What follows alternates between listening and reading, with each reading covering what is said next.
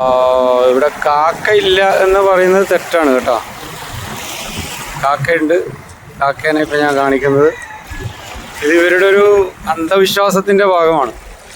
കാക്കയില്ല എന്ന് അവകാശപ്പെടുന്നത്. അപ്പം അതിനെക്കുറിച്ച് ഞാൻ പഠിക്കാൻ വേണ്ടി ശ്രമിച്ചു.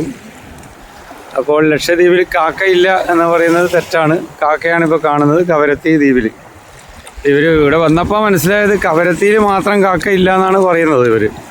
അത് കാരണം ഇവർ ഒരു അന്ധവിശ്വാസമാണ്.